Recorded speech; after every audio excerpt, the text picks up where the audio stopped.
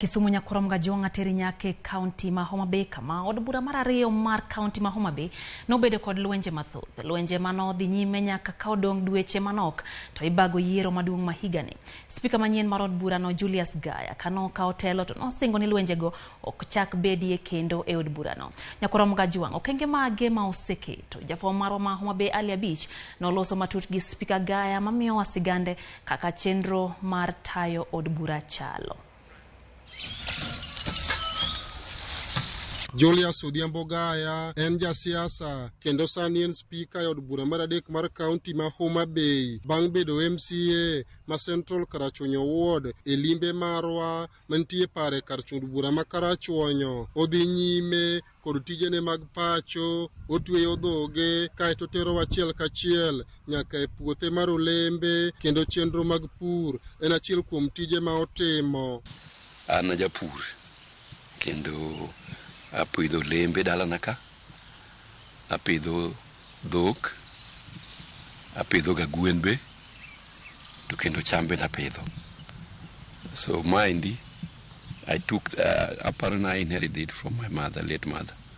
Ne japur motegno ahinya.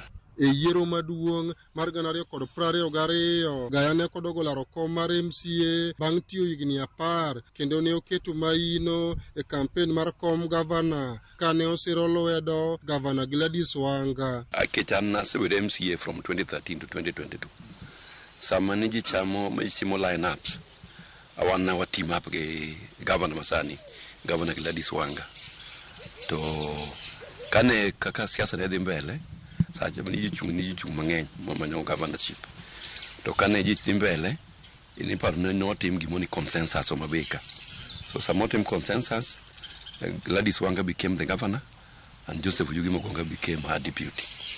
That is the team manwadhigo nyaka the elections. Tok yiero ne odhi olaro kom spika od bura mar adek mar kaunti kendo ne oyiere tielo mokwongo ka okoni sani en gi ting' mar MCS te mar thiro tulo mane one e od bura mokalo. Luckily enough, no yiera speaker mar assembly. Kyo no yiera gi first round. Na yudo out of 54, I yudo 40 votes out. And I'm going to work for Homa Bay to the best of my knowledge.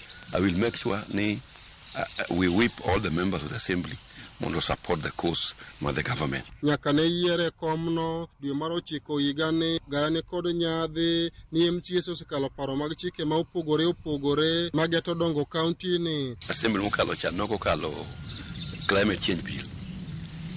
Within a very short time, when your fast track more members okale. Kendo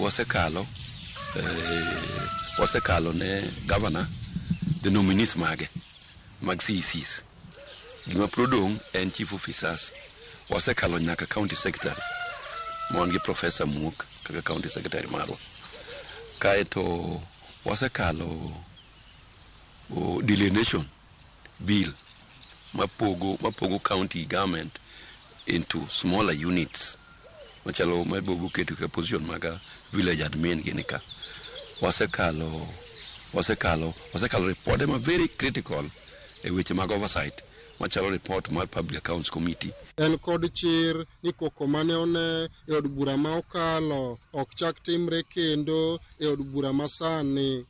Gima timore ni ka leadership ok ber, the speaker is the head of the assembly. Ka speaker indo konchiel, we don't expect the assembly to run smoothly.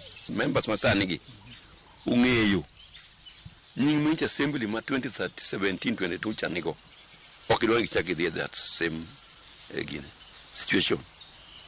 Ging'eyo gik mane kelo koko. Gik mathindo thindo assembly ka jowe wuoro mane kelo gimotimre ni cham kendi ma jomoko cham. To mano expect koko. Bende okwayo MCS od burano mondo ti kanyakla ka gibed kod teko mar rango motegno kaka tend piny owacho mar county tiyo. Gima samoro kelo tabu members mag assembly. Ka members moko iywayo from by the executive. Tieni ka executive ok dwa timo tich malong'o. To gikelo chaos, kelo tungni assembly mondo assembly kik bed united. Kech assembly kubed united ting'e timo oversight maber kabisa. So kaging'e ni gino gitim gik malong'o to giketo some division amongst the members of the assembly. Because they set them against each other.